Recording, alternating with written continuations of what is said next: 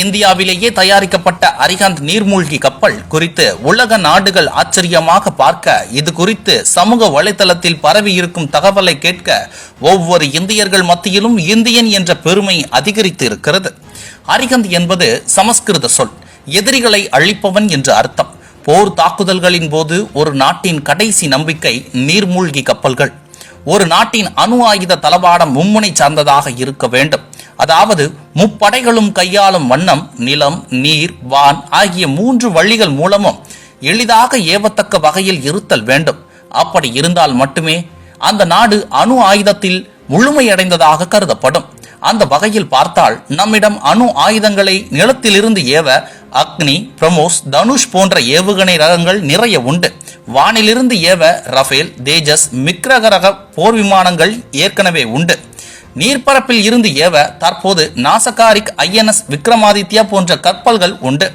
நீர்மூழ்கி கப்பல் என்று பார்த்தால் இதுவரையிலும் 16 நீர்மூழ்கி கப்பல்கள் உள்ளன.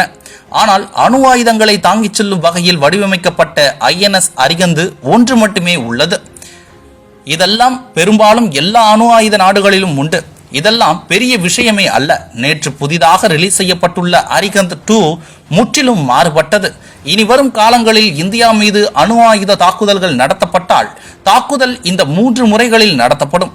நம்மால் இந்த 3 வழிகளிலும் பதிலடியும் கொடுக்க முடியும். இந்த 3 வழிகளில் நடத்தப்படும் தாக்குதலை நம்மாலும் எளிதில் கணிக்க முடியும், எதிரி நாடுகளாலும் கணிக்க முடியும்.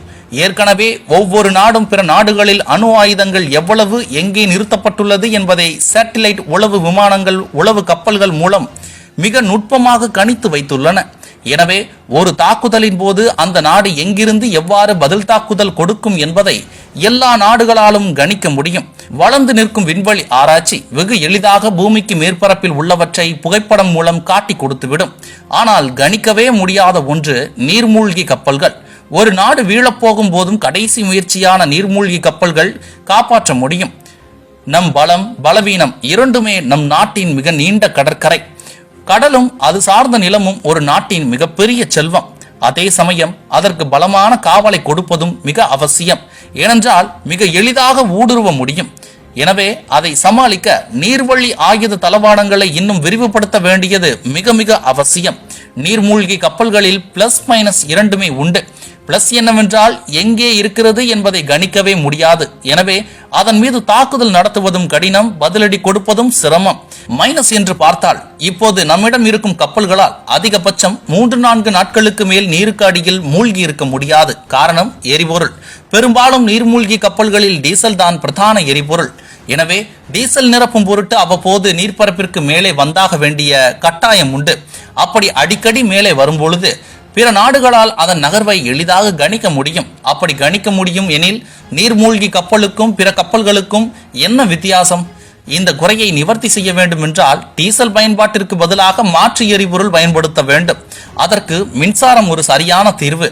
ஆனால் மின்சார தேவையை எப்படி பூர்த்தி செய்வது? மின்சார கொள்கலன் பேட்டரிகளும் இயலாது. சூரிய ஒளி மூலம் மின்சாரம் என்பது நீருக்கு அடியில் சாத்தியமில்லை. மின்சார உற்பத்திக்கு அவர்கள் எடுத்த சோர்ஸ் தான் அட்டகாசம். மிகச்சிறிய அணு உலை போன்ற அமைப்பு மூலம் மின்சாரம் உற்பத்தி செய்து அதன் மூலம் கப்பலை இயக்குவது. இந்த தொழில்நுட்பம் மூலம் சில வருடங்கள் கூட நீருக்கு அடியிலேயே இருக்க முடியும். உணவு மற்றும் பிற தேவைகளின் பொருட்டு சில மாதங்களுக்கு ஒரு முறை பூமியின் மேற்பரப்பிற்கு வரும் வகையில் கட்டமைக்கப்பட்டுள்ளது. இது அப்துல் கலாம் ஐயாவின் கனவு. இதற்கான ஆரம்ப புள்ளியை துவங்கி வைத்ததும் அவரே. 10 வருட முயற்சி இன்று நிறைவேறியுள்ளது. இது முழுக்க முழுக்க இந்திய தயாரிப்பு. போர் கப்பல்களுக்கும் போர் விமானங்களுக்கும் பிற நாடுகளில் கையேந்தி நின்ற காலம் போய் இன்று பிற நாடுகளுக்கு நாம் வழங்கும் நிலையில் இருக்கிறோம். இதன் மூலம் நியூக்ளியர் ட்ரேட் என்னும் முழுமையான நிலையை, அதாவது அணு ஆயுதம் கையாளும் முழு சக்தி பெற்ற நாடாக பாரதம் தன்னை உலகில் பதிவு செய்துள்ளது. இதுபோன்ற முக்கிய நிகழ்வுகள், அரசியல் தகவல்களை ஆழமாக மாறுபட்ட கோணத்திலும் அறிந்து கொள்ள மறக்காமல் உங்கள் TNS24 டிஜிட்டல் பக்கத்தை பின்பற்றிக் கொள்ளவும். உங்கள் ஒவ்வொரு ஆதரவும் இதுபோன்ற பல நிகழ்வுகளின் பின்னணியை அறிய உதவும்.